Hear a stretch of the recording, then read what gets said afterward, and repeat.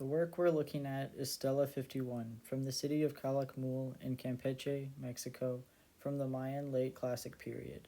It depicts the ruler King Yuknum Tuk Kawil, who took his title from the serpent like Mayan deity of rulership. In their chronology of Mayan dynasties, the Chronicle of the Maya Kings and Queens, deciphering the dynasties of the ancient Maya, Martin and Grube assert that Calakmul was one of the largest powers of the Mayan classic period and starkly rivaled the city of Tikal. They describe Mayan classic political structure as centered around the competition of over-kings. Individual cities had their own dynastic ruler, a religious and political figurehead revered for their connection to deities, the earth, and the underworld. Further control of the region could be gained through conflict or diplomacy, in which one city would achieve overlordship. This system is described by Coe and Houston as a dominance-dependence relationship, where smaller dynasties may intermarry or acknowledge fealty to larger ones, who in turn would grant partial divine authority through the overking. Expansion through battle and subjugation was also common. Calakmul maintained one of the largest overkingships and often violently confronted Tikal, the other prominent power.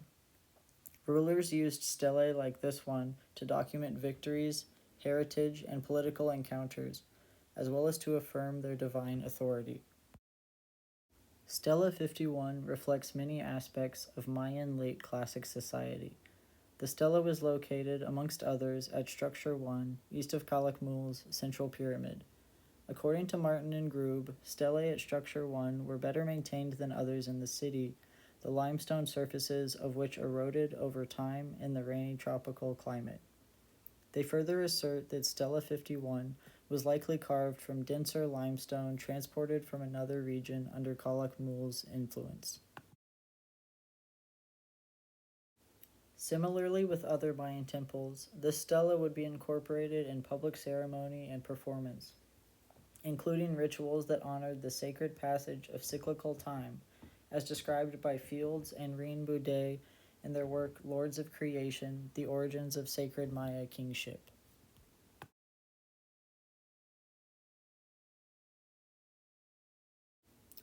Fields and Rien Boudet claimed that Mayan classic rulers established a linear timeline that cemented their legacy on Earth while also connecting them to the sacred circular time of the universe.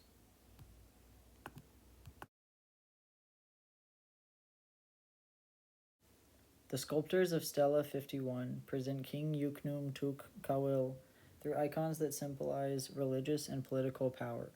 Fields and Rien Boudet explained that stelae often referenced the ceremony of royal accession, when a king was bestowed with divine rule. According to the Metropolitan Museum of Art, King Yuknum Tuk Kawil's divinity is apparent through his attire, including an extravagant cape and pectoral. A headdress in the form of a snake emphasizes his curly hair, which Martin and Grube point out was an uncommon characterization. This distinguishes Tuk Kawil while highlighting the serpent imagery emblematic of Calakmul. It may also reference the deity of rulership associated with snakes, from whom Tuk Kawil adopted his title. The robust figure of the king stands on a captive, an indication of military prowess, while he towers over the viewer at 11 feet tall. In comparison to Stela 31, a work from Tikal during the early classic period, we see that stela production varied by date, location, and preferences of the commissioning ruler. However, they maintain some key consistencies. As described by Martin and Grube, Stela 31 asserts the authority of Tikal ruler Stormy Sky with similar connections to divine power.